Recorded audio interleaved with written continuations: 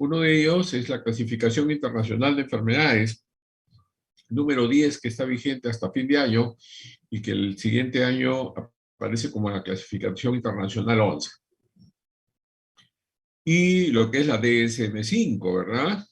Que me parece bien interesante, ambos documentos que les va a servir, sobre todo la CIE 10 y la CIE 11, como repetí el día de ayer, para todos los cursos que ustedes pudieran llevar. Entonces, William Farr fue un médico inglés que trabajó en Morris. Entonces, este médico inglés, psiquiatra que trabajó en Morris, hizo un cuadro estadístico en donde ese cuadro estadístico se distribuyó en Inglaterra en el año 1800 y fue de mucha utilidad porque hablaba de las estadísticas de las causas de muerte y todo lo que se puede medir, se puede controlar, lo que se puede controlar, se puede mejorar y lo que se puede mejorar, se puede conducir. Entonces, esta estadística fue tan útil que sacó la segunda edición, la tercera edición en los países europeos, con gran utilidad para el campo médico. O sea, ¿por qué moría la gente? Las causas de muerte que nos hacía prevenir, digamos, en ese tiempo, esas causas de fallecimiento. Lo cierto es que a partir de la clasificación 3-4 de las estadísticas internacionales de desórdenes mentales americanas, la Organización Mundial de la Salud tomó a su cargo la clasificación internacional de enfermedades, de tal manera que nosotros tenemos a la actualidad lo que es la clasificación internacional de enfermedades de la Organización Mundial de la Salud, pero también a su vez la estadística de desórdenes mentales, ¿no? La estadística de desórdenes mentales, DSM. En el año 1950 todavía teníamos la clasificación internacional 9, hasta más o menos el año 1970 en que comienza la clasificación internacional 10. Para que exista esa clasificación, es necesario que todos los especialistas del mundo se reúnan, unifiquen conceptos, unifiquen criterios, unifiquen experiencias, para poder clasificar y tener un lenguaje común a nivel mundial. De tal manera que los profesionales de la salud, cualquiera sea la especialidad, se puedan comunicar en base a criterios diagnósticos, cualquiera sea la especialidad. Y esto me parece interesante. La clasificación internacional de enfermedades consta en un manual de 25 capítulos. Cada capítulo pertenece a una especialidad médica y está representada por una letra. El capítulo 5 de los 25 capítulos está representado por la letra F. Y en esa letra F, en ese capítulo 5, ustedes van a tener un promedio de 100 enfermedades mentales. De esas 100 enfermedades mentales, que están precedidas por la letra F del abecedario, hay una clasificación numérica que nos va a permitir agrupar las enfermedades por patologías. De tal manera que si ustedes revisan su clasificación internacional de enfermedades número 10, comienza con F00, F00.1, F00.2, 03, etc. ¿no? Entonces, en esta agrupación, las estadísticas de desórdenes mentales en su capítulo 5, en la 10, no se olviden ustedes que la 11 va a estar vigente a partir del próximo año, comienza con la parte geriátrica, o sea, comienza con las demencias. Y comienza con las patologías orgánicas del cerebro. En una segunda parte agarra lo que son conductas adictivas, lo que es alcohol, drogas, etc., ¿no? Después agarra trastornos del afecto, agarra trastornos de ansiedad, agarra trastornos depresivos, agarra psicosis. Y dentro de la psicosis más frecuente es la esquizofrenia, que es lo que vamos a tratar el día de hoy. Luego de estas esquizofrenias están integradas dentro de esta clasificación de enfermedades los trastornos de la alimentación, los trastornos de la sexualidad. Los trastornos de la sexualidad están catalogadas las variables de los trastornos de ansiedad, dentro de ellos los trastornos obsesivos compulsivos, están los trastornos de personalidad. Y luego, en un rubro final de este capítulo quinto, hay un sector, una sección que corresponde a patologías en niños. Patologías en niños. Se supone que de acuerdo a esta clasificación, las esquizofrenias están catalogadas dentro del grupo de adolescentes. No mencionan esquizofrenias en niños. Y esa fue una de las conversaciones que hemos tenido ayer. Sin embargo, es interesante que no existen enfermedades, pues existen enfermos. Y vamos a encontrar posiblemente sintomatología psicótica en niños, ¿no? Personalmente he visto un solo caso de una persona de 8 o 9 años con síntomas esquizofrénicos, ¿no? Que están dentro de los criterios de clasificación de las esquizofrenias. Sabiendo que las esquizofrenias se presentan en la época de la adolescencia, ¿no? Y rara vez se presenta en épocas tardías. Y cuando hablo tardías, hablo de personas que están en la tercera década de la vida, ¿no? Entre los 30 y 40 años. La estadística, las estadísticas de la CIE-10 nos va a permitir a nosotros tener una etiqueta diagnóstica y también los criterios diagnósticos para estas enfermedades. Personalmente, la DSM-5, acabamos de dejar la 4, me parece muy interesante también porque trabaja con ejes en la DSM-4 y me quedo con la DSM-4 porque es interesante ver cómo clasifica las enfermedades en 5 ejes. De tal manera que una cosa es el diagnóstico que yo tenga de la enfermedad y ese diagnóstico descansa sobre un trastorno de personalidad y ese trastorno de personalidad en el eje 3 puede tener otras enfermedades que acompañen al diagnóstico 1 y en el área 4 es un diagnóstico de su condición familiar, ¿no? Situación importantísima dentro de las patologías mentales. Y un eje quinto que nos habla de la capacidad de inserción social de acuerdo a las patologías, de acuerdo al diagnóstico de familia y de acuerdo a otras enfermedades que pudiera tener. De tal manera que ambas herramientas son muy útiles, ¿no?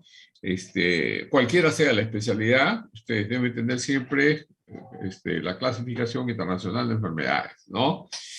Cualquiera sea la especialidad. Ahora, el día de ayer hubieron 2 grupos de exposición de esquizofrenias. Se prepararon muy bien los grupos. No olviden ustedes que siempre en una exposición limitada hay una capacidad de síntesis para poder distribuir los conocimientos de acuerdo a las horas, ¿no? Porque a veces son tantos los conocimientos, no hay capacidad de síntesis, llegó la finalización de la hora y se quedaron sin exponer.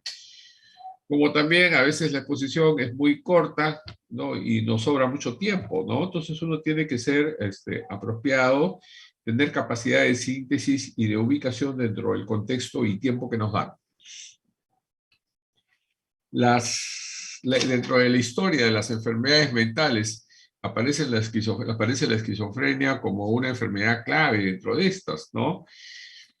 Entonces, lo que mencionábamos dentro de la historia de las enfermedades mentales, especialmente de la esquizofrenia, era que era considerada, como dije, como decíamos con un grupo, como enfermedades demoníacas. O sea, se suponía que el enfermo con esquizofrenia en esos tiempos, 1800 para atrás, antes de los procesos investigatorios de lo que era la esquizofrenia, era pues la posición del demonio, y los primeros profesionales que trataron este tipo de enfermedades eran considerados como expertos en el demonio, o sea, eran considerados demonólogos. La demonología existía como ciencia. La demonología existía como ciencia. Y había un promedio de 1.100, 1.200 demonios que los profesionales de la ciencia de ese entonces posiblemente los tenían clasificados, pues, ¿no? Y el único tipo de tratamiento para este tipo de molestias esquizofrénicas era quemarlos vivos, ¿no? La intención de quemarlos vivos era poder salvar el alma de esta persona enferma, quemando el cuerpo y liberando el alma de la posición demoníaca, ¿no? Bueno, es métodos cruentos, ¿verdad? Junto con la esquizofrenia, la epilepsia también se consideró como una historia de las enfermedades, a pesar que son diagnósticos neurológicos. Estas epilepsias, sin embargo, eran consideradas pues como personas selectivas de los dioses, ¿no? Mientras en una era posicionamiento demoníaco, en las epilepsias eran unas enfermedades selectivas de los dioses, ¿no? Sin embargo, las patologías neurológicas y psiquiátricas a veces se toman de la mano, ¿no? Y a veces tienen que ir con tratamientos combinados, como en el caso, por ejemplo, de las epilepsias que tienen trastornos de personalidad orgánico con gran contenido de violencia, o que también aparecen las psicosis orgánicas, o sea, la psicosis acompañando a la epilepsia, ¿no? En donde estas dos especialidades se unen para el tratamiento de ese tipo de enfermos, ¿no? Ahora, esto tuvo pues una historia y una secuencia a través del tiempo, porque estos enfermos que eran quemados vivos, en una segunda etapa de la historia de la psiquiatría, esos enfermos después fueron considerados junto con los delincuentes y las prostitutas, de tal manera que fueron metidos en las cárceles. Y fueron metidos en las cárceles porque en ese entonces estos enfermos rompían el contexto social, como lo rompen también las personas que cometen delitos. Entonces, junto con los delincuentes y las prostitutas estaban los enfermos mentales, cosa que curiosamente hasta la actualidad se da, ¿no? Solamente que con una excepción, que ahora los pacientes que tienen enfermedad mental y cometen delitos, en la actualidad la ley les da una condena de acuerdo al delito, pero les da una condena en un centro hospitalario. Lo curioso es que en el año 2021, a nivel nacional, solamente tenemos un solo hospital, un solo pabellón que recepciona a todos los pacientes judicializados, se llaman, con una enfermedad mental que hayan cometido delitos y son internados en el Hospital Arco Herrera en un pabellón, que es un pabellón para pacientes judicializados. Lo cual me da pues un signo de interrogación, pues porque si una persona comete un delito y es sentenciado a 10, 20 años, 10, 20 años va a estar en una prisión. Lógicamente que los profesionales de la salud mental se dicen un poco pues que no les convence, se sienten muy incómodos con justa razón, porque una enfermedad mental con el avance farmacológico ahora es compensada pues en 10 días, 15 días, 20 días, el paciente ya debe salir de alta. Más aún que las leyes se han modificado enormemente, porque antes, dentro de la historia de las enfermedades mentales, los pacientes vivían en los hospitales y morían en los hospitales. El famoso Hospital Arco Herrera, el famoso Hospital Hermilo Balizán, era un depósito de los enfermos mentales en donde ahí vivían, ahí morían. Sin embargo, este avance farmacológico nos ha demostrado en el tratamiento de la enfermedad es bueno y de tal manera que estos pacientes son retornados a sus domicilios, son retornados a sus casas. Y dentro de la Ley General de Salud Mental se establece que solamente deben hospitalizarse aquellos pacientes que tengan un criterio de internamiento, ¿no? Y por un espacio no mayor de 20 días. De tal manera que en 20 días nosotros tenemos la obligación de compensarlo. Y esta ventaja nos da la farmacología moderna. Asimismo, aparece otra ley hace más o menos 3 años, que es la ley de inclusión para patologías psiquiátricas en niños, ¿no? Los síndromes de Down, los síndromes de Creutzfeldt, Klinefelter, los Asperger, ¿verdad? Son, con la ley de inclusión, deben ser aceptados en los colegios. Lo único que es un signo de interrogación para mí es cómo hacen los docentes que no tienen conocimiento de las enfermedades emocionales, ¿no? Porque los docentes deben estar capacitados en las enfermedades emocionales para saber cómo conducir las patologías mentales que van a tener que recibir, ¿no? O los estigmas de este tipo de pacientes para poder llevar con ellos una situación armoniosa de interrelación humana. Entonces, dentro de esta esquizofrenia, en donde los pacientes eran internados dentro de las cárceles, aparece una tercera etapa en donde se da cuenta, Pinel, se da cuenta de que no, pues, se da cuenta de que una cosa es un delincuente y una cosa es un enfermo mental. Y se crean los primeros hospitales para enfermos mentales. Entonces, se excluye a los pacientes de los centros penitenciarios teniendo una enfermedad mental, sobre todo la psicosis, las esquizofrenias, y son derivados a los centros hospitalarios. Pero, lógicamente, que en esa época los tratamientos para los pacientes con enfermedad mental tipo esquizofrenia eran cruentos también, ¿no? Porque se les bañaba en agua fría, se les colocaba pues en herramientas de contención hechas de madera, eran métodos cruentos también, ¿no? A pesar que eran considerados como pacientes. Hasta que después aparece la farmacología, en los años 40, los años 50, que después en una segunda parte vamos a hablar nosotros sobre el tratamiento de esquizofrenia, que ustedes han hablado ayer. Han hecho unas pinceladas de lo que significa el tratamiento de esquizofrenia. Lo cierto es que el primero que habló sobre estas enfermedades y dio sus síntomas principales, porque ustedes en su exposición el día de ayer han hablado de algunos síntomas, como que cómo nos ubicamos con estos síntomas, ¿no? Y el primero que habló sobre estas enfermedades esquizofrénicas fue Kraepelin. Kraepelin se escribe con Y.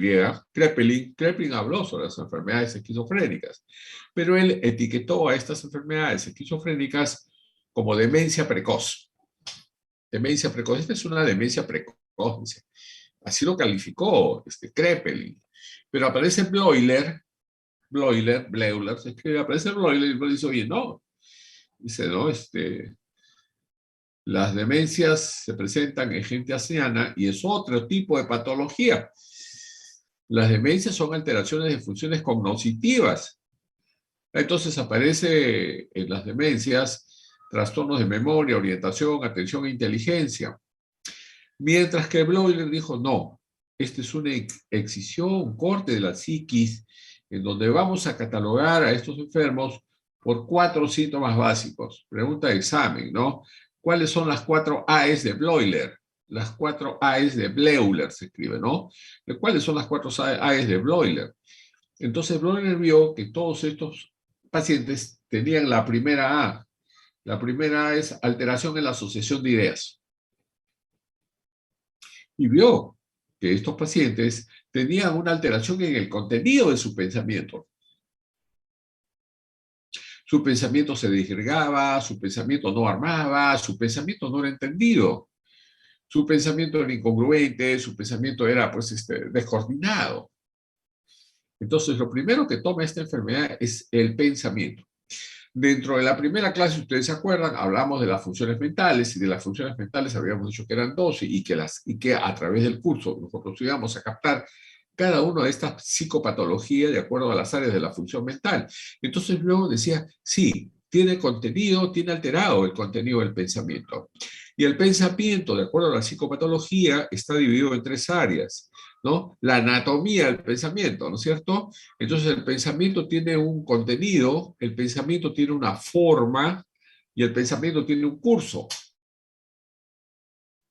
Entonces ustedes se dan cuenta del contenido de mi pensamiento a través de mi lenguaje. Entonces mis ideas tengo que darle forma para yo dejarme entender con ustedes. Y tiene que tener un curso, o sea, una secuencia. O sea, se dan cuenta cómo yo empiezo con la clasificación de las series, la DSM-5, qué cosa es a través de la historia de los enfermos mentales, los conceptos que se tenía sobre esquizofrenia, la secuencia que siguen los enfermos a través de los años y de los siglos. Ya, ese es mi curso del pensamiento. Y el contenido de mis ideas, ustedes lo van a calificar de acuerdo a mi expresión del lenguaje. Entonces, este pensamiento, que tiene una anatomía del pensar, con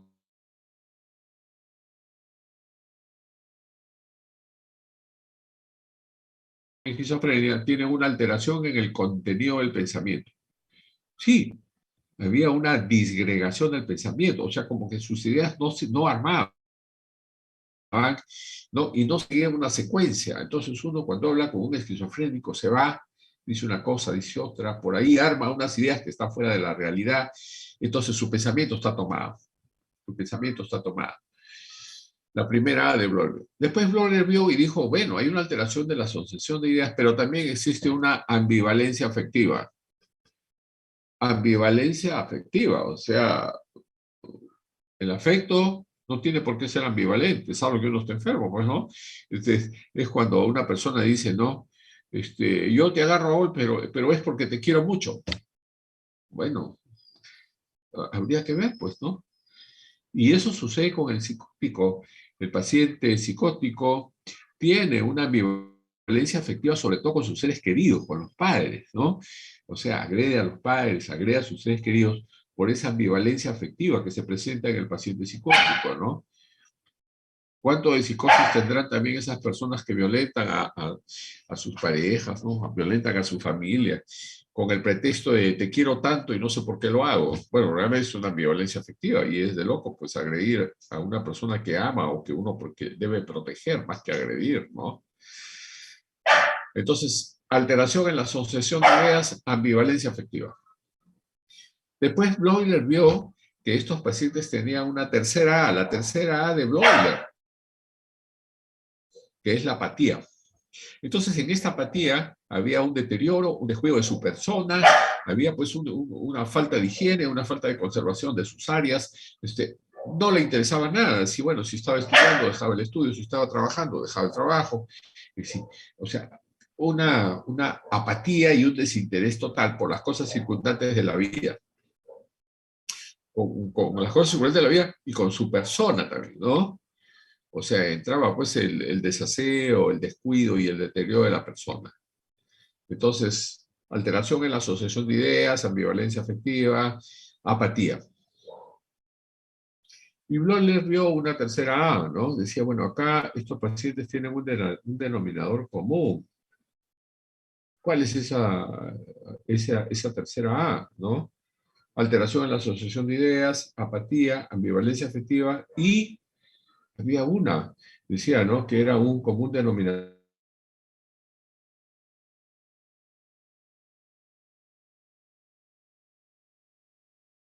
¿no? Alteración de las emociones. Sobre esas 4 bases se empezó a caminar con la esquizofrenia.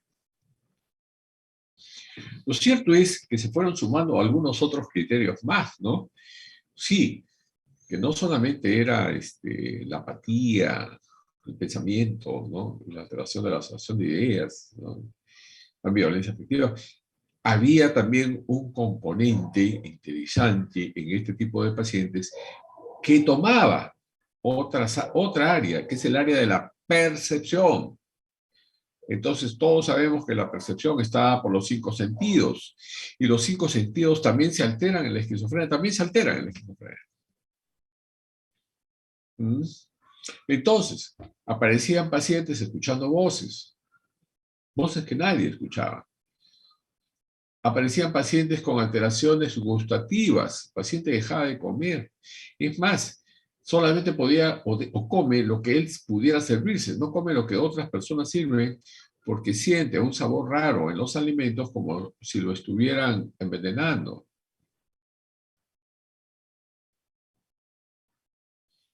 Aparecen alteraciones en la percepción visual, la aparición de Dios, las delusiones místicas.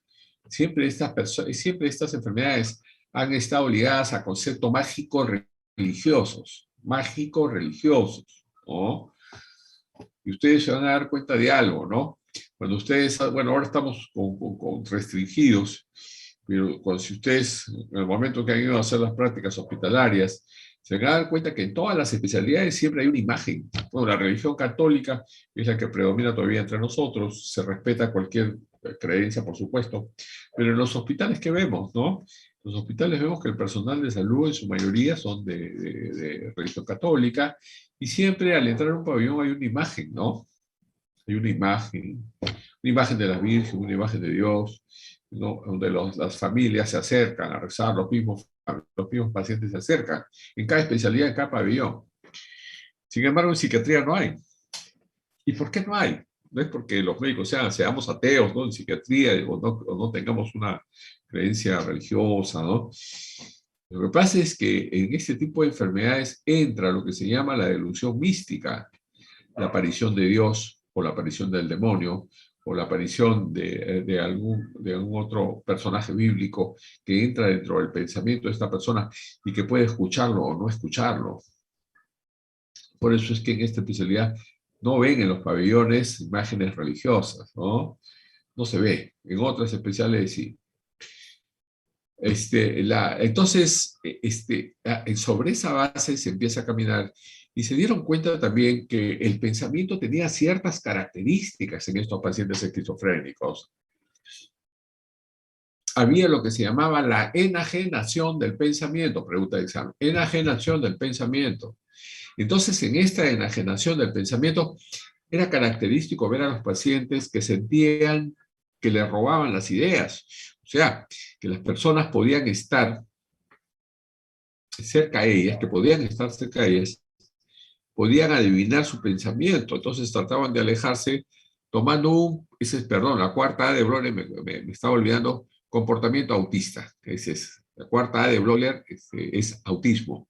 Entonces se repliegan, se encapsulan y toman un comportamiento autista. Las 4 A's de Bloller: autismo, ambivalencia afectiva, apatía y alteración en la asociación de ideas. Entonces, estos se empiezan a replegar porque sentían que esta enajenación, la palabra enajenación significa ajeno. ¿Ajeno a qué? Ajeno a la realidad. Entonces sentían que podían leer sus ideas, que podían leer sus pensamientos. Otros podían sentir que podían comunicarse con personas a distancia, que es el pensamiento telepático dentro de la enajenación del pensamiento, ¿no? Y que podían comunicarse con personas distantes de otros países, de otros lugares, y hubo una época como es, ¿no? A veces las enfermedades toman el contexto social. Entonces, así como había dos, el demonio, también hubieron comunicaciones con seres de otro mundo, otro planeta, sobre todo en la década del 60, 70, cuando se hablaba de Marte y los marcianos que habían llegado, y los enfermos mentales tomaron esas delusiones con seres de otros planetas, ¿no? Y la otra, interesante, dentro de la enajenación del pensamiento, era que los pacientes que podían prender una televisión y de repente pasaban un réclame de algún producto, de algún desodorante, jabón, pasta de dieta, etcétera, los enfermos con este tipo de molestias esquizofrénicas pensaban que esos mensajes eran ofensivos hacia ellos. Entonces, si salía pues un réclame de un jabón, es que esa persona que estaba dando el réclame del jabón, ¿no? La posición comercial del jabón, le estaba diciendo a él que estaba desasiado, ¿no? Entonces, esas características se podían presentar en el paciente esquizofrénico. Como dije al inicio, la característica era que se presentaba pues, en gente joven. Y casi siempre antes de los 15 años, alrededor de los 15 años, ¿no? La persona más joven que he podido tener visto, una jovencita de sexo femenino, como dije, 8 o 9 años con todos los síntomas de esquizofrenia, una sola he visto, después he visto de 11 años, 12 años, ¿no? Y de ahí para adelante, adolescencia, adultos jóvenes. Pero como estas enfermedades se presentan de diferente forma, tenían que clasificarse. Y conforme pasan los años, de repente las clasificaciones, como corresponde, van variando. Lo que yo estoy hablando hoy día puedo no tener razón. Y no, es más, ni siquiera quiero tenerla, ¿no? Duden de lo que yo digo. No me den la razón, porque de repente mañana, así como están cambiando las cosas, ya no es, ¿no? Las cosas van cambiando rápidamente con el tiempo. Rápidamente con el tiempo. Entonces, decían, vamos a tener que clasificar para poder ubicar qué tipo de esquizofrenia son.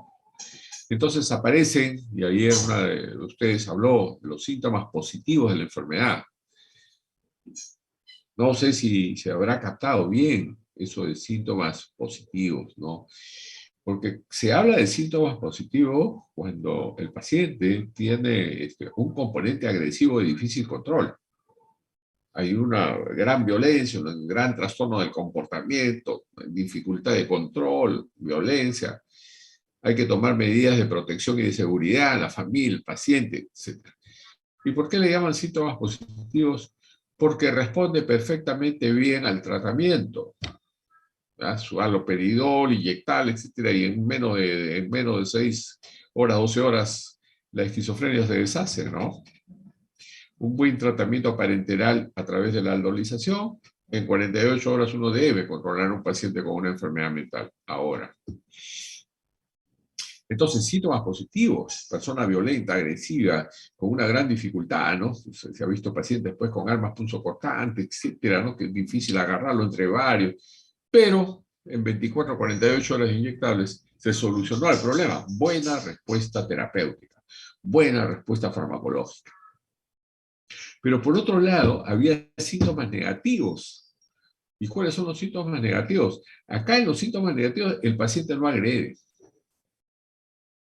El paciente no agrede, es más, ni siquiera se le siente, pero habría que ver por qué no se le siente, pues porque tiene un autismo tan marcado, que el paciente se repliega en su habitación y ahí come, ahí defeca, no se baña. Hemos visto pacientes pues con unas uñas de qué tamaño, y un pelo de este tamaño, porque no salía para nada. No agrede, no violenta nada, pero le llaman síntomas negativos porque hay un deterioro y descuido de su persona, una gran apatía, ¿no? Un total desinterés por las cosas circundantes en la vida y un total desinterés por su propia persona. Y acá la farmacología, inclusive la farmacología moderna, un poco que lucha, ¿no? Porque la respuesta no es tan efectiva como en los síntomas positivos. Después aparecen los síntomas cognitivos. Caramba, este es otro grupo. Sí, pues otro grupo. Y se ha visto personas con un gran intelecto, excelentes profesionales incluso, que al instalarse este tipo de enfermedad con síntomas cognitivos, se deteriora la inteligencia, la memoria, la orientación, la atención. Y da la impresión como que la persona tuviera una especie de retardo mental, ¿no? Porque las funciones cognitivas se han tomado y entra en un gran deterioro de sus funciones que en algún momento estuvieran buenas, ¿no? Y después vienen las esquizofrenias con síntomas afectivos que estoy viendo, que vamos a ver las clases de esquizofrenia, y dentro de ellas está la esquizoafectiva, que vamos a nombrarla más adelante en la clasificación de esquizofrenia, en donde definitivamente. Y tenemos también, como médicos que somos, aprender a conducirnos, a conducir, a leccionar, enseñar qué significa esa palabra bipolar, ¿no? Porque a veces hemos visto personas que manejan el término de bipolar, porque hoy día me ven molesto y mañana me ven sonriendo, me dicen es bipolar, no, y eso no es eso, ¿no? Entonces, en la bipolaridad hablan de los estados maníacos, ¿no? Los estados maníacos. En los estados maníacos, pues son estados de furor, del estado de ánimo. O sea, la alegría, todos los excesos son malos. En los estados maníacos ya es una alegría patológica, extrema, en donde nos llama pues la atención que la persona de repente por demostrar su alegría se subió a un estrado, se quitó la ropa, qué sé yo, y empezó a regalar dinero. O sea, una alegría desbordante que sale del contexto normado, ¿no? Lo opuesto es son los estados depresivos. Por eso le llaman bipolar, dos polos, ¿no? ¿Y por qué se caracteriza la bipolaridad? Porque en el mismo momento, la persona puede estar con una alegría desbordante, riéndose, pero en el mismo momento también está llorando, ¿no? Bipolar, dos polos juntos en el mismo momento, lo cual los que van a seguir psiquiatría de repente se van a dar cuenta que esos cuadros son muy difíciles de encontrar, ¿no? No es que no hay, no significa que porque hoy yo estoy molesto y mañana estoy riéndome y soy bipolar, no, eso no es. No veo en los medios de comunicación que tú eres bipolar, que el otro es bipolar, no, no, y eso no es, ¿no? Eso no es. Una de las patologías de la bipolaridad son las esquizofrenias esquizoafectivas, pero que en la clasificación 11 van a entrar dentro de la psicosis maníaco-depresivas, que son trastornos del afecto. Que la psicosis maníaco-depresiva se acompañe de síntomas psicóticos es otra cosa, por eso es que esta clasificación 10 desaparece, entra a la 11, con las modificaciones, así como la DSM-5 también con las modificaciones. Interesante la exposición de uno de ustedes ayer, porque había unos códigos, y de esos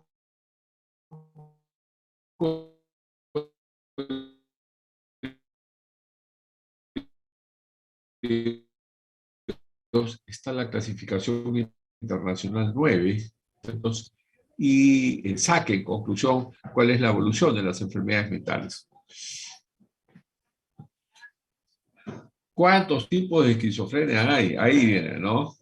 Entonces hemos hablado de los síntomas positivos, los síntomas negativos, los síntomas cognitivos, los síntomas afectivos. ¿Cuántos tipos de esquizofrenia hay? La esquizofrenia más frecuente es la esquizofrenia paranoide.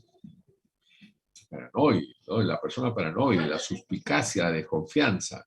Y dentro de las características de la esquizofrenia paranoide están las ideas paranoides, ¿no? Me quieren hacer daño, me están persiguiendo, me quieren matar, me tienen cólera, me tienen envidia, y yo respondo con una agresión a esa cólera y envidia que me tienen, ¿no? O a esos deseos o a ese sentimiento de persecución que yo tengo que no es real, ¿no? Que no es real. Dentro de las esquizofrenias, lógicamente que las esquizofrenias paranoides casi siempre se acompañan de síntomas positivos, ¿no? La violencia, la agresión, casi siempre. Hay esquizofrenias paranoides que no lo son, ¿no? Por supuesto. Como dije hace un momento, no hay enfermedades, hay enfermos, ¿no? No hay enfermedades, hay enfermos. Luego vienen las esquizofrenias hebefrénicas, ¿no? Que posiblemente dentro de las hebefrenias están las de síntomas cognitivos, en donde la persona se caracteriza por una risa inmotivada, una risa tonta. Ustedes lo ven al paciente y el paciente se ríe, pero no sabe de qué se ríe, ¿no? Y con una sonrisa pueril, una sonrisa tonta, una sonrisa de retardado, ¿no? Con compromiso de funciones cognitivas, la esquizofrenia hebefrénica. Están las esquizofrenias que van desapareciendo con el tiempo, las catatónicas, que ya se han dejado de ver, posiblemente por este avance farmacológico, ¿no? Pero en los años 60, 70, se veía mucha, 70, 80 incluso, se veía mucha esquizofrenia catatónica, en donde las personas se quedaban paralizadas como unas estatuas de cera, ¿no? Catatonía, ¿no? El ser catatónico está inmóvil, la persona está inmóvil, y toman una postura que difícilmente se puede modificar y se convierten pues en unas estatuas. Pero eso no significa que el pensamiento esté enajenado, siempre está ahí productivo con pseudo percepciones auditivas, y en cualquier momento ese paciente que no se mueve como una estatua se podía volver demasiado violento, ¿no? Están las esquizofrenias esquizoafectivas, como dije, que de repente va a desaparecer para trasladarse a trastornos del afecto, que son las psicosis maníaco-depresivas con o sin síntomas psicóticos. Están las esquizofrenias simples, donde el comportamiento es raro, el comportamiento es extraño, pero no tiene mucha sintomatología florida. Esquizofrenias simples. Están también las esquizofrenias residuales, ¿no? Residuales, lo que queda de la etapa aguda, se quedó con algo y con eso se quedó. Y es interesante que nosotros como médicos sepamos de que no todos los pacientes son iguales así tengan el mismo diagnóstico. Y quizás estamos obligados, ustedes como promociones nuevas que van saliendo, a aplicar el porcentaje de menoscabo. Y ese porcentaje de menoscabo está en todas las especialidades, por si acaso, traumatología, sobre todo neurología. Porcentaje de menoscabo. Entonces, ¿qué cosa es una persona incapaz? Porque todos consideran al esquizofrénico como muy incapaz. Ojo que no, ¿eh? Porque hay esquizofrénicos que trabajan para el Estado, se compensan muy bien con su medicación. A veces hacen cuadro de compensación, pero se compensan rápidamente. Tienen familia, asumen responsabilidades. Y tienen una esquizofrenia paranoide, no con muy buena respuesta. Pero también hay esquizofrenios paranoides que no pueden responder con responsabilidad a la visita vida. Entonces aparece la incapacidad y la discapacidad. Entonces una persona incapaz es una persona que depende totalmente de terceras personas. depende totalmente de terceras personas. Pero para yo calificar a una persona incapaz, yo tengo que calificarla con un menoscabo del 50% para arriba. Pero puedo tener esquizofrénicos que trabajan, que estudian, toman su medicación, tienen familia, su responsabilidad, un poquito raros, de repente por ahí. Bueno, ese es y tiene que tener su tratamiento, su control, su medicación. Ya, ese paciente, por ejemplo, tiene un menoscabo del 10%, 20%. Puede seguir su tratamiento normal y hacer su vida normal. Si sube al 30%, ya, ahí se necesita un control de algún familiar, ¿verdad? 30, 40%, sí, se requiere de un control familiar. Estricto, puede ser. Cercano puede ser, pero necesita el control. Si llega al 50%, quiere decir que sí necesita un control permanente de un familiar, porque esa persona llega a ser incapaz. No puede ejercer sus derechos civiles. O sea, no se puede casar, no puede tener hijos, no puede trabajar, porque ya no funciona sus funciones mentales no tienen una buena performance, no tienen un buen rendimiento, por ese menoscabo que puede tener un 50%. Y esa incapacidad y discapacidad se aplica en todas las especialidades, ¿no? Entonces yo puedo tener un esquizofrénico paranoide con un 10% de menoscabo, pero puedo tener un esquizofrénico paranoide con un 60% de menoscabo. Los dos tienen el mismo diagnóstico. Lo que me va a importar a mí en ese momento y me va a ser útil para ver su proyección futura y los beneficios que pudiera tener y todo lo demás para asumir responsabilidades es colocar el porcentaje de menoscabo. Si ustedes son curiosos e ingresan al sistema, busquen porcentaje de menoscabo en enfermedades y aparecen todas las enfermedades con sus diagnósticos, las complicaciones y porcentaje de menoscabo para saber cómo está funcionando mi paciente, si funciona o no. Ahora, el hecho de que tenga esquizofrenia no significa que tenga, pues, que sea también medio vivo, ¿no? Porque a veces hay esquizofrénicos bien vivos que aprovechan su enfermedad con fines gananciosos. Pueden trabajar, pueden hacer sus cosas, pues se hacen las víctimas, ¿no? Por si acaso, ¿no? Entonces, eso es bien importante. Tratamiento. Bien. Vamos al tratamiento. Antes de empezar el tratamiento, ¿alguna pregunta, por favor? Antes de ingresar al tratamiento, ¿alguna pregunta? Disculpe, doctor, ¿está presentando diapositivas? Disculpe. No, no. Eso, desde un comienzo dije que no las iba a presentar, que las iba a dejar. Y es más, ya estoy, a través de mi exposición, estoy dejando las preguntas, ¿ah? Apenas empezó la clase, yo dije, no voy a dar las diapositivas, voy a hacer una exposición de la clase. Las diapositivas las dejaré después. Y las voy a dejar después, por supuesto. Pero esta clase, ustedes han tenido una práctica, han hecho muy buena exposición, y yo espero más bien sus dudas. Eso lo dije antes de empezar la clase, ¿ah? Por si acaso. Muy bien. ¿Alguna pregunta, doctores, hasta acá?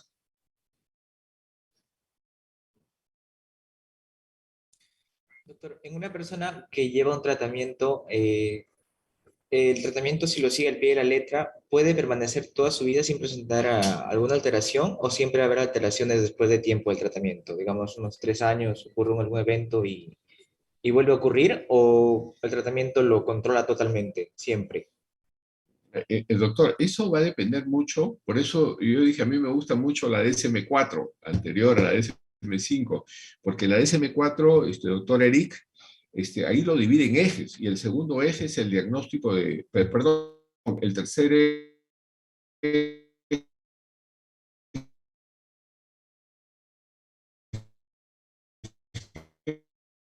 otras, el cuarto, estable, mi evolución va a ser mejor.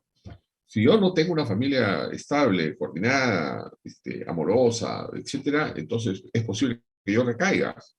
Ahora, la vida tiene problemas, doctor Eric, ¿no? La vida tiene problemas, ¿no? Si yo pregunto acá, levante la mano, ¿quién no tiene problemas? Bueno, nadie levanta, pues porque todos tenemos problemas. Algunos más fuertes, algunos más débiles, algunos más consolidados, algunos, etcétera, ¿no? Entonces, esa situación de la vida puede hacer que el paciente pudiera descompensarse, ¿no? Entonces, ¿qué nos va a interesar ahí mucho? El contexto social. Ahora, ¿esa persona se va a insertar dentro de un campo de estudio? Sí, puede ser. Yo conozco, como le digo, acá en Chiclayo, personas que trabajan para el INPE, que trabajan para el Ministerio de Educación, que trabajan para el Ministerio de Salud y que trabajan también para Exsalud, profesionales de la salud que tienen esquizofrenia. Entonces, no es que sea una enfermedad rara, pero ninguno de ellos está exento de que puedan presentar pues, una situación emocional tan fuerte que puedan descompensarse, ¿no? La muerte de un ser querido, ¿no? Etcétera, ¿no? O el comportamiento autista de los esquizofrénicos lo que pedimos es una inserción social. ¿Y cómo hacemos con esta inserción social si más bien hay dificultades para la inserción social ahora con esto de la pandemia, ¿no? Entonces yo diría, doctor Eric, que eso va a depender mucho de su contexto social. Cómo es su contexto social, cómo es su familia, en dónde se va a desarrollar, ¿no? Miren, hace 3 días, interesante su pregunta del doctor Eric, hace 3 días va una profesora que yo la veo más de 20, dice ella que la veo más de 20, o debe ser por tantas veces veo. Es profesora de un colegio, y va con la hermana, y yo la saludo, me saluda, la interrogo, conversamos, la encuentro bastante bien. La preocupación de la hermana es que el director del colegio la ha llamado porque dice que quiere que renuncie porque tiene esa enfermedad. Y que yo le dé el diagnóstico para saber qué tiene. Bueno, primeramente que el diagnóstico es confidencial, ¿verdad? A mí el director no tiene por qué pedirme ningún diagnóstico. Segundo, que se ve pues que tiene situaciones gananciosas con relación a la plaza de trabajo de esa profesora, ¿no? Porque la profesora bien claro me habló, sí, sus motivos por los cuales se quejaba, ¿no? Y bueno, pues algunos esquizofrénicos son extraños y esta profesora lo ha confrontado con relación a malos manejos en el colegio, ¿no? Y eso no le ha gustado. Entonces, ¿cuál es la estigmatización de la enfermedad mental? Hace que la persona la pensione y que quiere dejar, y la vida me dice, yo no quiero cesar, a mí no me interesa la pensión, yo quiero trabajar porque yo estoy bien, ¿no? Bien vestida, bien arreglada, sus respuestas coherentes. Entonces, ¿dónde estamos, no? Entonces yo diría, depende del contexto social. Pero por otro lado también depende del eje 2. Y el eje 2 de la DSM-4 hablan de estructuras de personalidad. Claro, entonces yo puedo tener una esquizofrenia. ¿En qué personalidad? En una personalidad depresiva, en una personalidad ansiosa, en una personalidad anancástica, en una personalidad dependiente, en una personalidad inestable. En una personalidad, yo puedo tener una psicosis en una personalidad psicopática. Paso, diablo, eso es una bomba de tiempo, pues, ¿no? Porque aparte de psicótico, es psicópata el paciente. Uy, ay, ay. Para agarrar eso y controlar eso es sumamente difícil, ¿no? Sumamente difícil. Pero muy buena su pregunta. Antes de empezar el tratamiento, ¿alguna otra pregunta, por favor?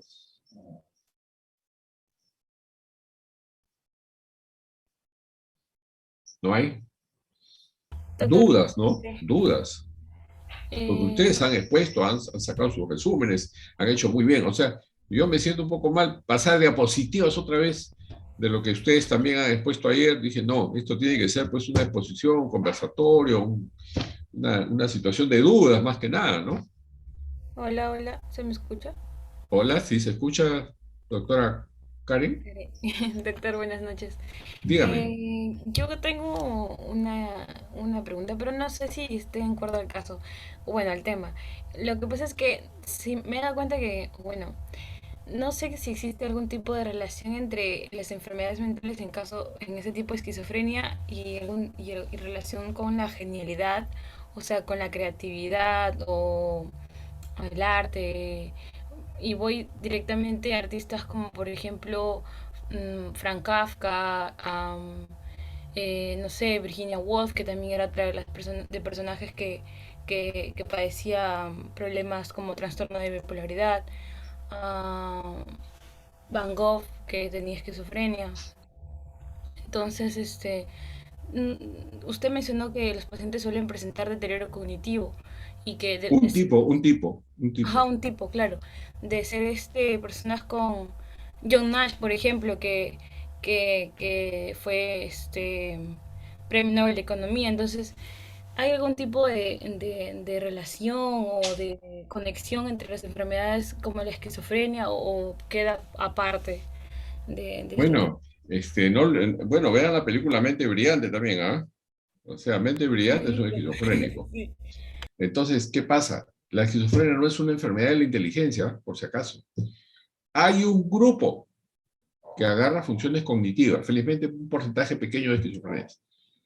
pero el resto son enfermedades del pensamiento y la percepción. No significa que sean enfermedades de la inteligencia. La inteligencia tiene sus propias patologías, ¿no? Que están los retardos mentales, ¿verdad? Entonces yo diría que más bien la persona muy inteligente siempre se extraña, pues, ¿no? Los grandes creadores de la música, a veces tienen alguna conducta adictiva. Durante la época del 60, 70, que ingresa en la historia de los consumos de sustancias psicoactivas, la marihuana, sustancia alucinógena, los mejores grupos musicales, los mejores pintores y los mejores, etcétera, consumían marihuana, ¿no? Entonces alteraban, o sea, ¿cómo es? Pues, como son drogas alucinógenas, entonces la música toma colores, ¿no? O los sonidos toman formas.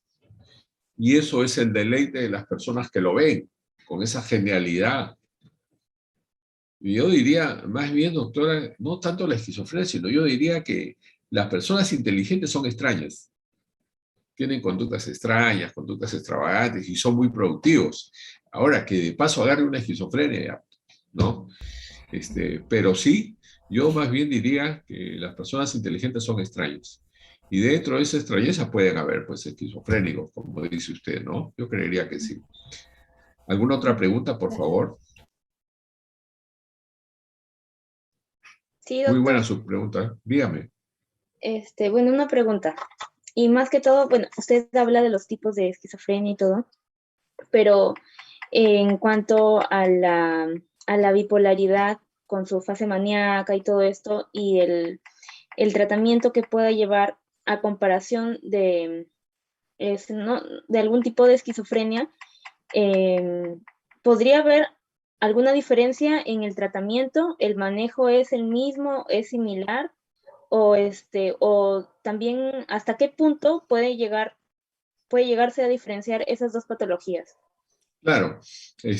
La Muy pregunta, aparte, claro, para dígame. completarlo, muy aparte de que haya pasado la persona en un estado de crisis y pues de repente haya tenido ciertas manifestaciones en una crisis y no hayan sido las mismas en otra, o no, Claro, no del todo.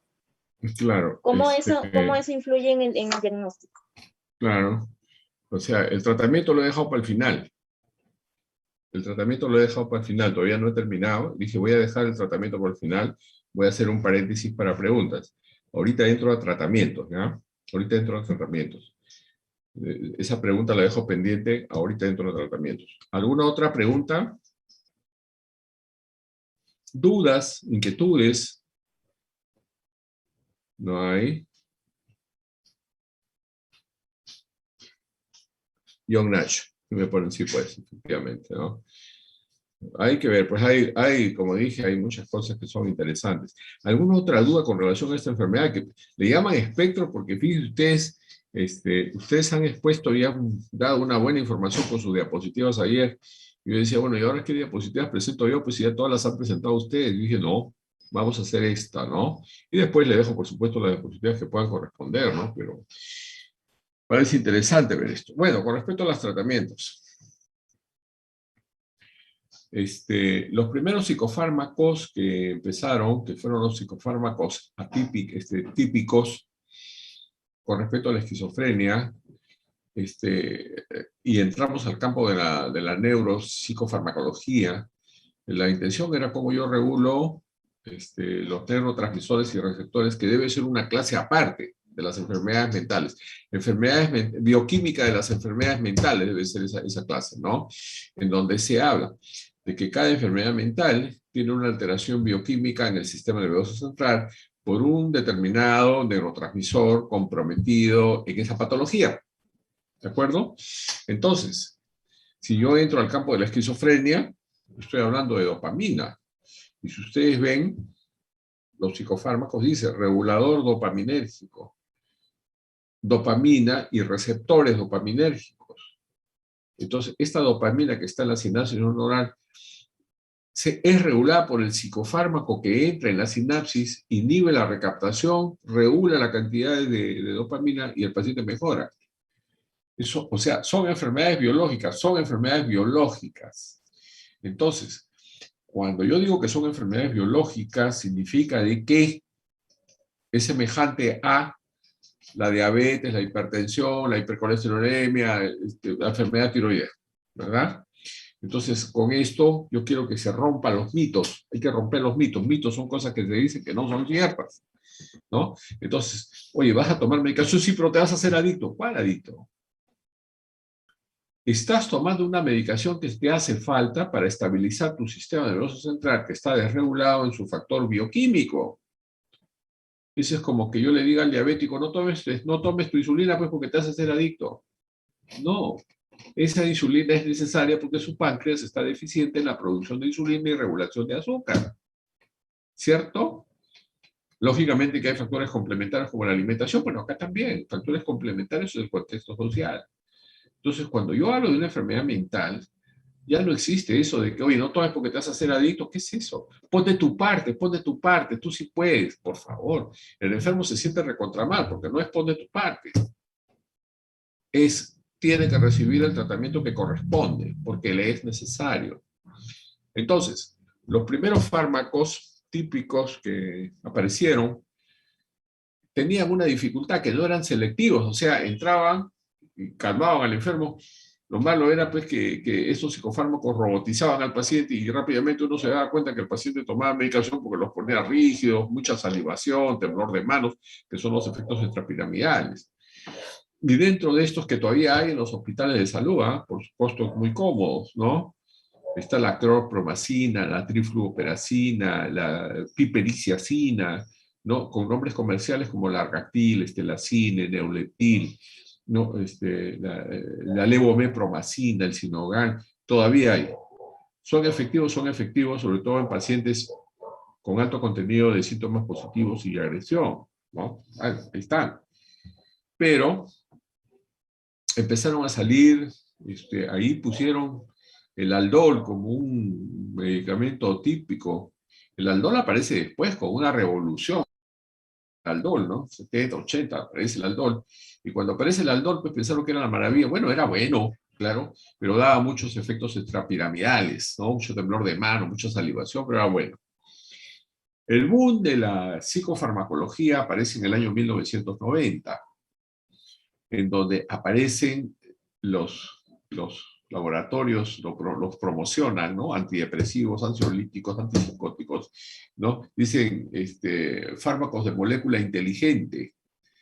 No, al comienzo daba risa eso, fármacos de molécula inteligente, pero en el fondo yo digo, caray, sí son inteligentes, pues porque que atraviesen, ¿no? Las barreras que tienen que atravesar para llegar al sistema nervioso central y regular un neurotransmisor en la sinapsis, a su diablo. O sea, las personas pues que trabajan en psicofármacos son brillantes, ¿no?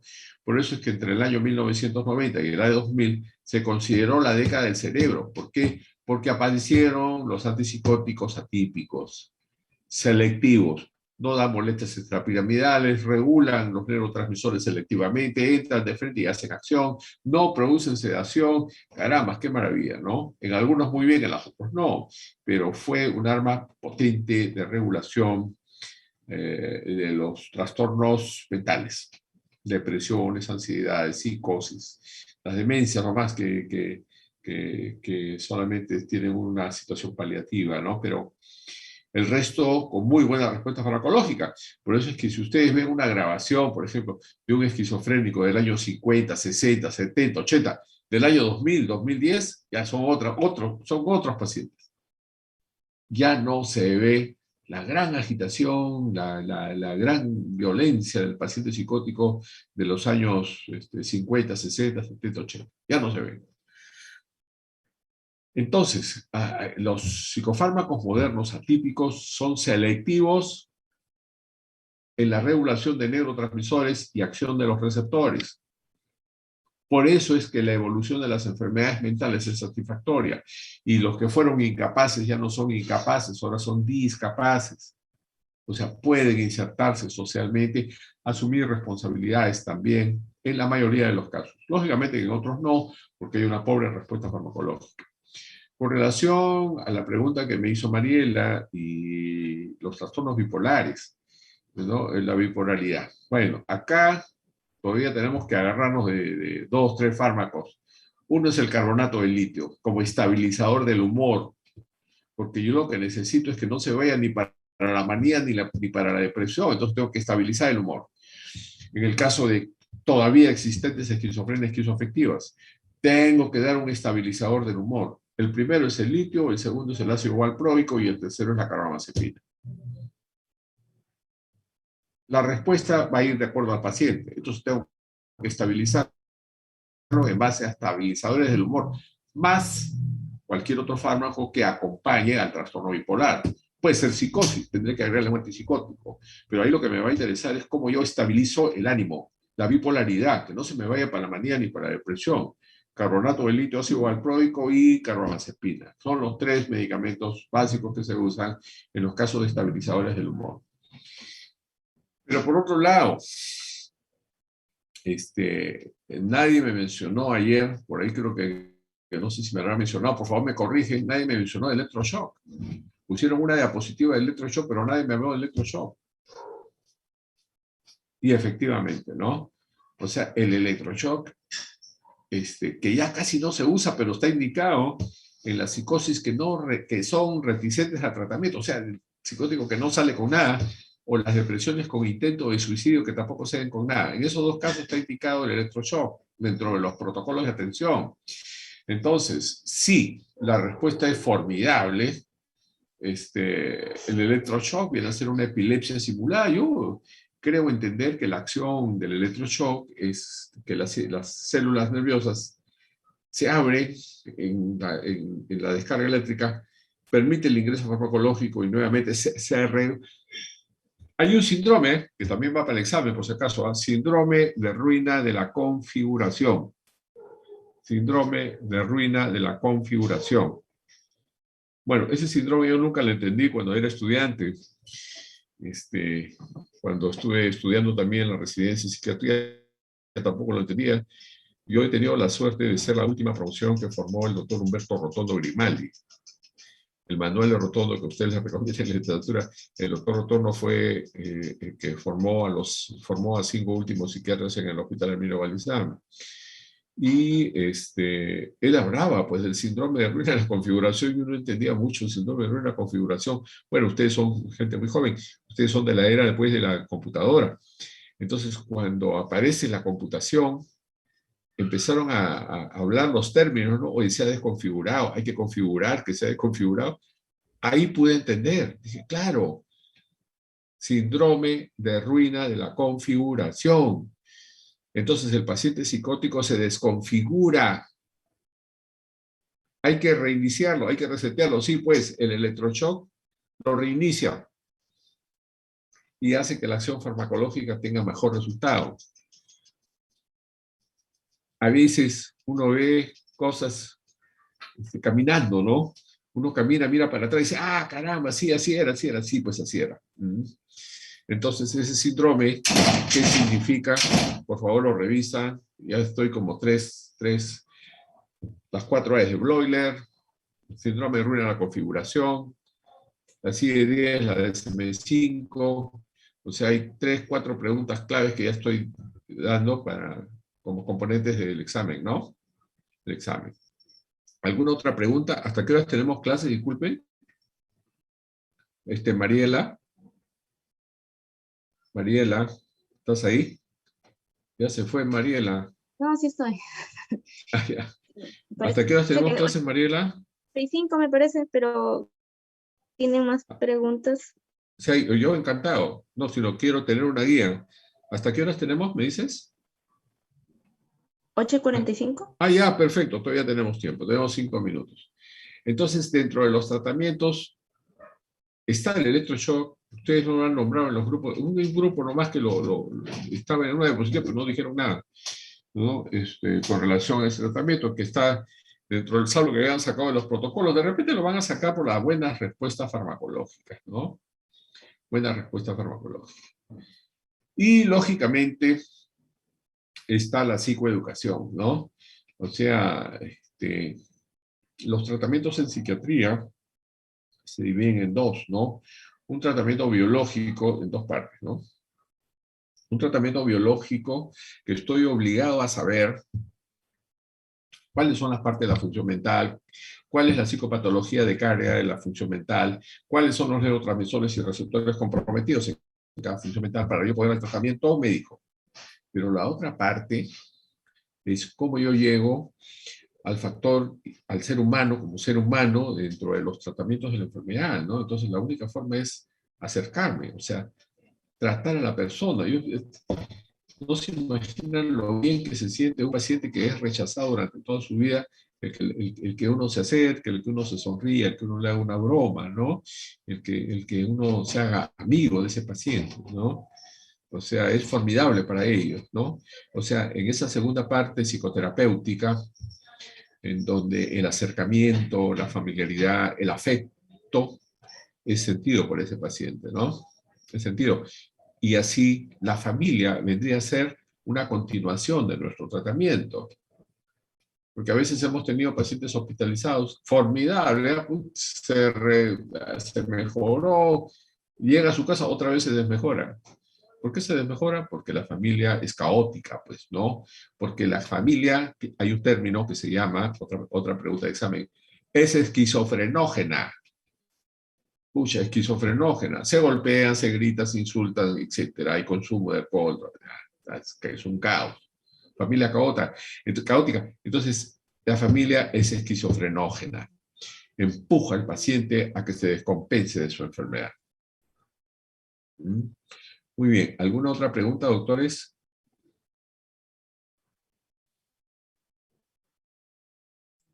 ¿Hay asociación de la esquizofrenia con consumo de sustancias psicoactivas, doctor? Sí, doctor. O sea, hay psicosis por drogas, ¿ah? Entonces, dentro de la jerga, el término usado dentro de las personas que consumen, usted debe haber escuchado, doctor Mariano, ¿no? Dicen, no, oye, y quemó cerebro. Sí, quemó cerebro. O sea, oye, se pegó y si se pegó y ya no volvió. Sí, también existe. Entonces, existe la psicosis por droga, ¿no? Entonces, la persona a veces entra en un cuadro psicótico, a veces vuelve, pero a veces, como dice la jerga de las personas que consumen, ¿no? Y se pegó, sí se pegó. Y dentro de la CIE-10 está el diagnóstico, psicosis por droga, ¿no? Sustancias por sustancias psicoactivas. Sí, doctor, sí se da. Bien, estoy a disposición de ustedes, por favor. Preguntas, dudas. Dudas. ¿Mm? No hay dudas, preguntas, cuestionamientos, interrogantes. Ah, y por si acaso, pues, como todo cambia, no me crean todo lo que digo, ¿no? Todo lo que digo de repente ya mañana cambió, porque ahora con esto de la tecnología todo cambia tan rápido que lo que uno dice ahora ya mañana no es, ¿no? ¿Sí? Doctor, ¿Doctor?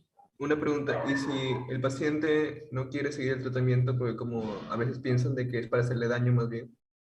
Si el paciente no quiere seguir tratamiento, Ajá, si se niega el tratamiento. doctor, ningún paciente quiere tratamiento.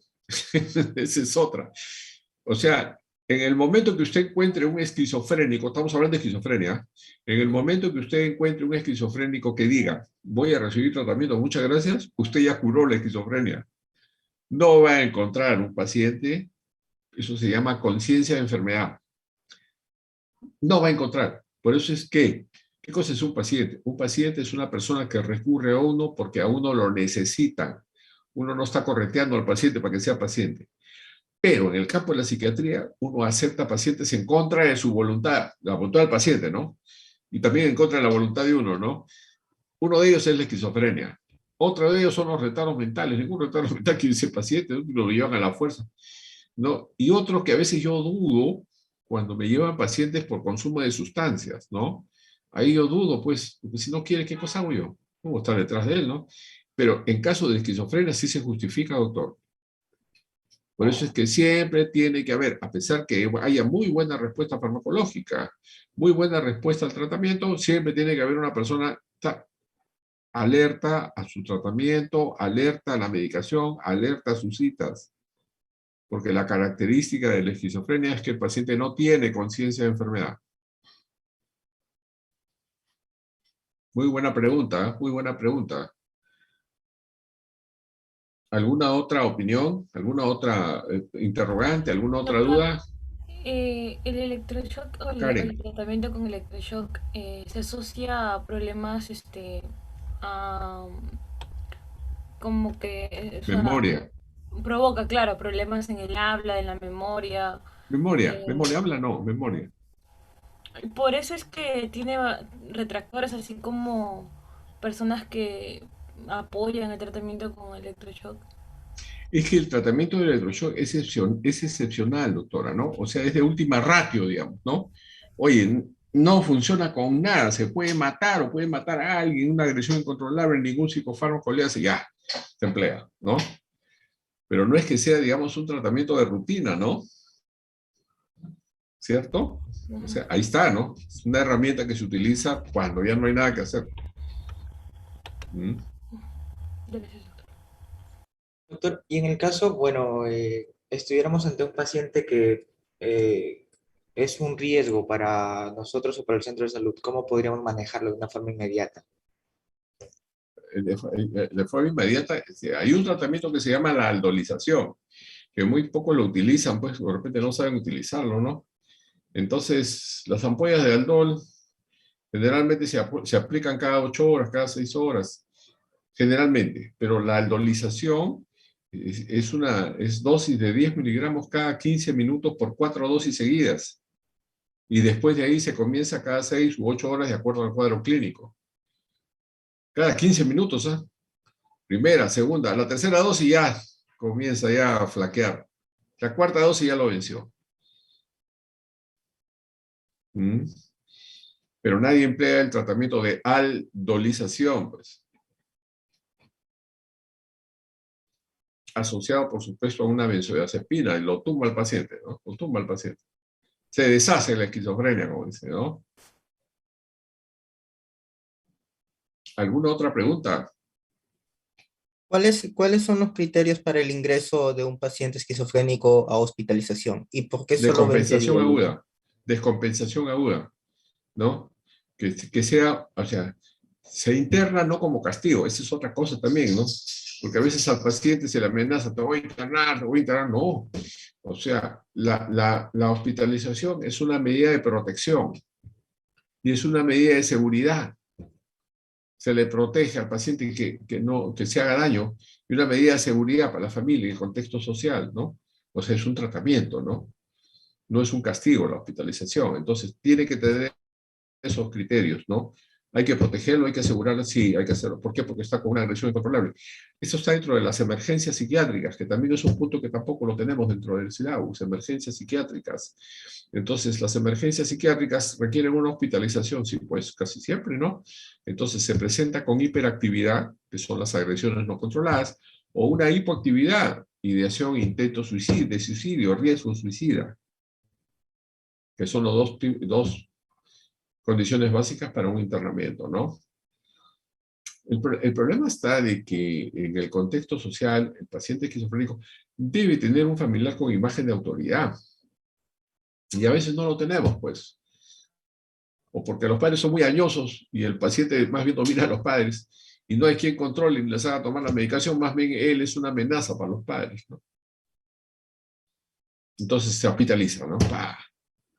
Se le pone en vereda, ¿no? Y en la hospitalización, dentro del tratamiento, también es importante señalar cuáles son las fases del tratamiento. Primero hay que reeducar al paciente. Reeducar. Que se levante temprano, que haga su cama, que tome su desayuno, que haga sus ejercicios, que haga sus tareas a través de las terapias de rehabilitación. O sea, se le reeduca. Una vez que se le reeduca, ya está habilitado, rehabilitado. Y una vez que se rehabilita, ya puede integrar a la sociedad nuevamente. Que son las 3 etapas del tratamiento, ¿no? Aparte del farmacológico, por supuesto, ¿no? Muy bien. Doctor, pero dijo que el máximo de atención a ese paciente son 20 días. ¿En 20 Así días se es. puede rehabilitar todo? No, existe un área que se llama hospitalización de día. Entonces, en la hospitalización de día, que puede estar de 3 meses a 6 meses, entran en lo que se llama la terapia de rehabilitación. Acá hay un vacío, mire, un vacío. Nosotros tenemos dentro de la carrera médica medicina física y rehabilitación, ¿verdad? Y dentro de la tecnología médica también, que dura 5 años, ¿no? Tecnología médica. Pero cuando uno estudia tecnología médica o medicina física y rehabilitación, tecnología médica voy a tomar, dice, a partir del tercer año yo puedo ser radiólogo, laboratorista o médico o técnico rehabilitador. Rehabilitador físico. Yo no conozco ningún rehabilitador mental. Conocí una acá en Chiclayo, una gran persona, la señora Ángela Aquino, ¿no? Que ya no está con nosotros en el Seguro Social. Excelente rehabilitadora mental. Excelente rehabilitadora mental, ¿no? O sea, cómo yo le devuelvo al paciente las habilidades que ha perdido. Y no hay ningún especialista, pues, en rehabilitación mental, ¿no? Hay en rehabilitación física, pero no hay en rehabilitación mental, algo interesante. No hay especialistas en rehabilitación mental. Muy bien. ¿Alguna otra duda? ¿Alguna otra pregunta?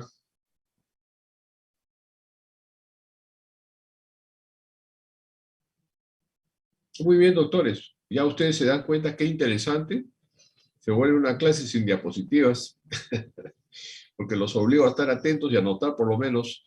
Y cuando hago este tipo de clases recibo más preguntas que cuando paso diapositivas. Muy bien. Doctora Mariela, no se olvide siempre de pasarme la voz. Usted es como mi reloj despertador, siempre, doctor, mañana tenemos clases. No se olvide, por favor, doctora Mariela, su ayuda siempre es muy importante para mí. ¿Ah? Muy bien, doctores. También, doctor, muchas gracias. No, doctora, usted, pues yo más bien al contrario, decía que rápido, la doctora no me ha pasado la voz, no es clase teórica. Siempre pásame la voz, doctora, usted es como mi reloj despertador. Muy bien. Creo que nos podemos retirar, ¿verdad? Un fuerte abrazo para todos. Pues Gracias, espero que la doctor. clase haya sido útil. Sí. Y cualquier duda que tengan, ahí tienen mi teléfono, bueno, me avisan, ¿no? Me pasa, tengo esta duda, doctor, bueno, y la conversamos, ¿ah? Muy bien. Nos retiramos. Hasta luego. Hasta luego, doctor. Buenas noches. Gracias, Buenas noches con doctor. todos.